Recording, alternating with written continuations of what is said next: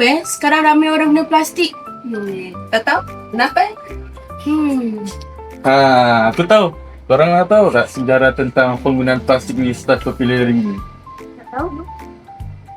Biar aku beritahu A few moments later. Penggunaan plastik di asrama dan kafeteria telah berkembang secara berperingkat selama beberapa dekad. Penggunaannya secara meluas bermula sekitar tahun 1970-an hingga 1990-an apabila plastik menjadi popular kerana harganya yang murah, ringan, tahan lama dan mudah dihasilkan secara besar-besaran. Penyedia perkhidmatan makanan mula menggantikan bahan guna semula tradisional dengan bebarangan plastik sekali guna seperti cawan, pinggan, peralatan makan, straw, beg plastik dan bekas makanan.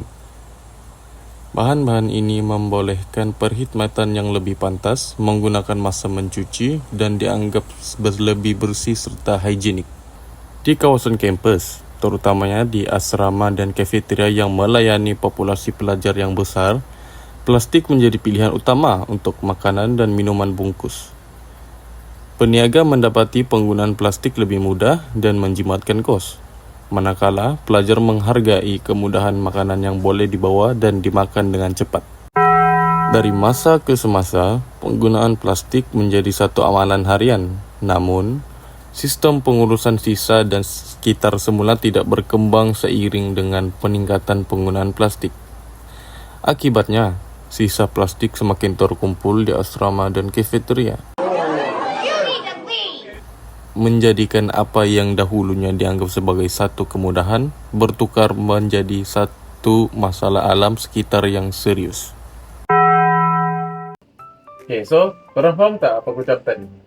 Faham? Tapi kenapa banyak orang guna plastik dekat hostel dan asrama ni? Kenapa? Di kafeteria, kita dapat perhatikan bahawa kebanyakan pelanggan lebih cenderung untuk memilih produk-produk plastik seperti beg plastik, bekas makanan plastik, lepas tu cawan plastik berbanding dengan membawa bekas makanan mereka sendiri. So, di asrama pula, kita dapat perhatikan bahawa terdapat banyak plastik, produk-produk plastik dalam tong sampah. Macam terutamanya botol-botol plastik dan plastik makanan. Kenapa perkara ni boleh berlaku? Antara faktor utama yang mempengaruhi produk plastik, penggunaan produk plastik yang tinggi dalam kafeteria dan juga hostel adalah kemudahan yang dibawa oleh produk plastik tersebut. Sebenarnya produk plastik ni lebih selesa digunakan berbanding dengan produk yang boleh digunakan pakai semula. So dalam kafeteria, ramai pelanggan kafeteria memilih untuk makanan yang boleh diambil dan terus pergi. So bahan produk plastik tu memudahkan mereka untuk bungkus je makanan dan terus balik ke hostel ke atau pergi ke kelas.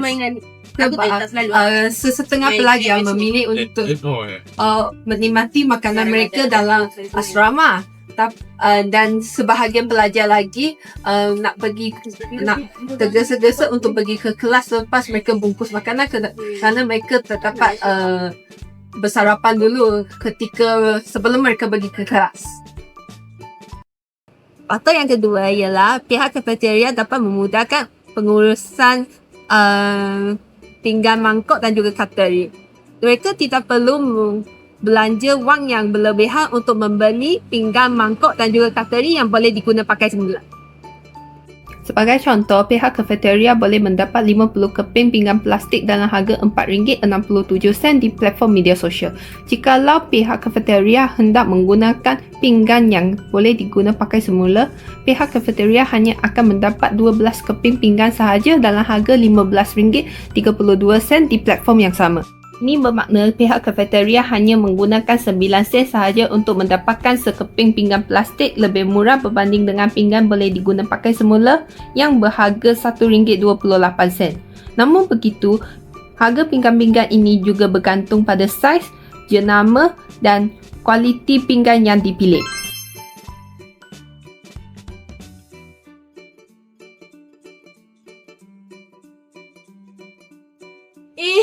Kejap. Korang nak tahu tak apa impak kalau kita menggunakan plastik yang berlebihan dan tidak diuruskan dengan baik? Plastik ni akan menjadi mikroplastik dan mikroplastik ni akan mengganggu kita punya salinan air. Salinan air ni pun akan mengganggu kita punya rantaian makanan. Rantaian makanan ni kalau dah terganggu, masalah kesihatan kita sebagai manusia dan haiwan juga akan terganggu. Korang nak tahu tak, kalau tong sampah ni penuh dan tak diuruskan dengan baik, dia akan menarik perhatian serangga perosak, contohnya seperti tikus, lalat, lipas dan sebagainya, dan ia akan menyebabkan persekitaran kawasan hostel ni tidak bersih dan tidak sihat bagi para pelajar.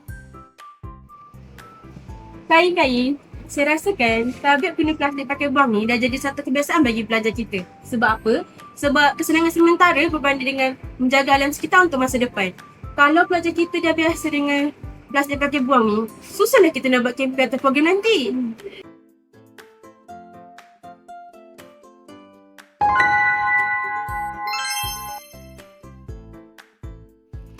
Antara cara UMT boleh kurangkan penggunaan plastik di kafeteria dan kolej kediaman UMT adalah dengan membuat program recycling, iaitu apabila kita menderma sampah ataupun plastik, kita akan dibayar dengan wang RM ringgit.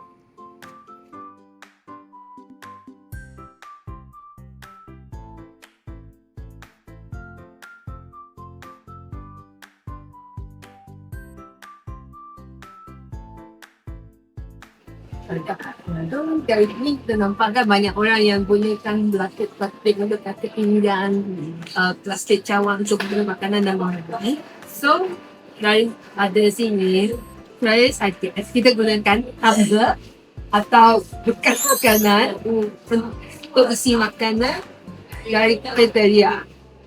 Waktu kita beli makanan atau minuman dari kafeteria ni. So, korang dah faham ke kenapa plastik ni boleh menjadi isu di dalam hostel dan kafeteria dalam UMT? So, kalau korang dah faham, please like, Comment, share, subscribe.